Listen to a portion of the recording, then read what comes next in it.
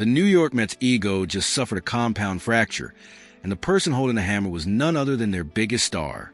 Juan Soto is not just an elite hitter. He is a relentless negotiator who knows exactly where it hurts when you press on a front office's weak points. Straight from Miami, in the middle of the World Baseball Classic, Soto dropped the bomb. When asked about the best experiences of his career, he opened the vault of nostalgia. He cited the 2019 championship in Washington and the epic run of 2024 with the New York Yankees. The year 2025 in Queens, it was swept under the rug like it never happened. The truth stings. Soto came to New York chasing glory, and the Mets delivered a humiliating defeat to the Marlins and an early October vacation. Soto's snub is not just an interview gaffe. It is a certificate stating that the Mets culture has still not reached the level of excellence that a champion demands. Today, we're dissecting the anatomy of this public rejection. Why praising the Yankees is the greatest insult Steve Cohen could possibly hear. How baseball's fast karma collects interest on the failure of 2025. And what it means to have a superstar who is not afraid to say he did not have fun losing in Queens. Before we show the damage Soto is doing with the Dominican Republic in this classic, you assume the role of general manager. The clubhouse climate is in your hands. Would you swallow the pride, except that Soto loved the Yankees more, and focus on winning in 2026 to win him back? Or do you consider this statement an unacceptable disrespect toward the person paying the highest salary in the league? Think like a cold-blooded competitor, because a champion's resume does not accept a loser's excuses. Let's walk into the architecture of this public relations blow. Juan Soto is a winner by nature. He understands that the window of glory is short. The Mets thought money solved everything, but they forgot that fun in baseball is synonymous with winning Game 7. Soto did not come to Queens to collect a paycheck. He came to chase a championship.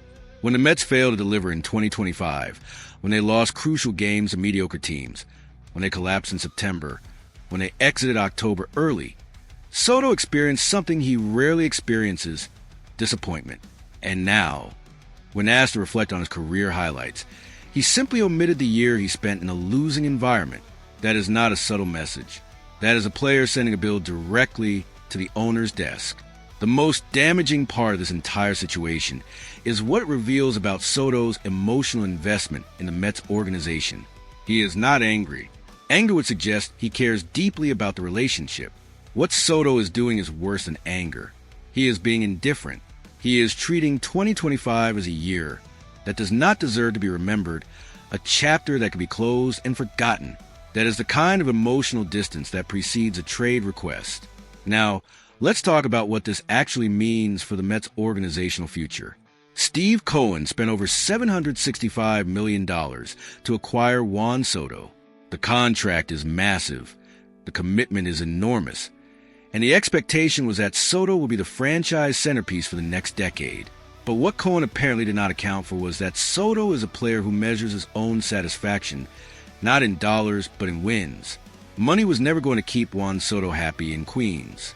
Only championships could do that. The Mets failed to deliver a championship in 2025. They failed to even deliver a competitive October.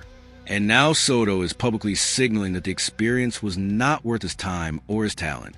That is a devastating indictment of the front office's ability to construct a winning roster around elite talent.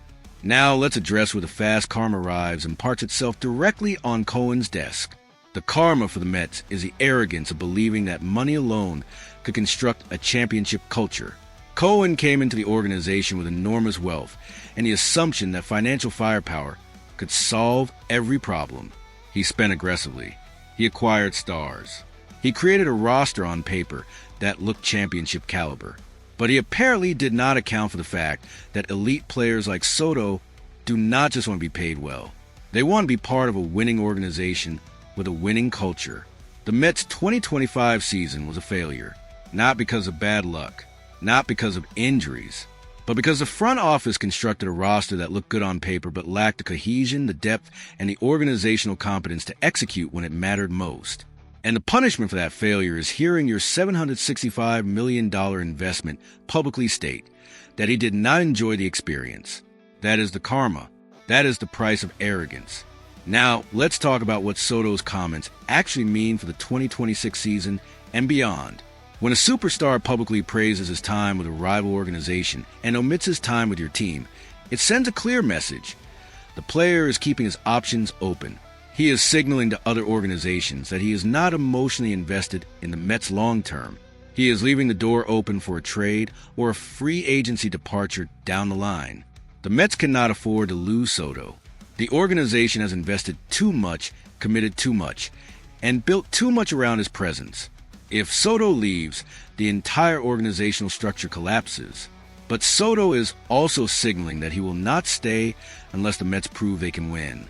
And that puts enormous pressure on the front office to construct a 2026 roster that actually competes at the highest level. The Mets have the resources. They have the talent. What they apparently lacked in 2025 was the organizational competence to put it all together. That has to change in 2026, or Soto will find a way out. The operations table is set, and I am putting this reality directly in your lap right now. You are the Mets general manager. You have heard Juan Soto publicly praise the Yankees and omit your organization from his list of career highlights. You understand what that means for the long-term future of the franchise. Do you use this as fuel? Do you treat it as a wake-up call that forces the organization to build a genuinely competitive roster in 2026, one that can actually win and keep Soto emotionally invested? Or do you take it as a personal insult, allow the relationship to deteriorate further, and risk losing the biggest investment in franchise history? Drop your verdict in comments. Use the snub as fuel. Build to win in 2026. Or the relationship is broken. Trade Soto before it's too late. Because in baseball, money buys talent. Only winning buys loyalty. And Juan Soto just made it very clear that the Mets have not delivered enough of the latter. And don't blink. While the Mets are processing the emotional damage of Soto's public rejection, a seismic roster move just detonated in the AL Central. A team sitting directly in the Yankees' path to October just made a shocking acquisition that could completely reshape the competitive landscape of the entire American League heading into opening day. What that move is, and what it means for New York's championship odds. That story drops in the next video. Stay locked in.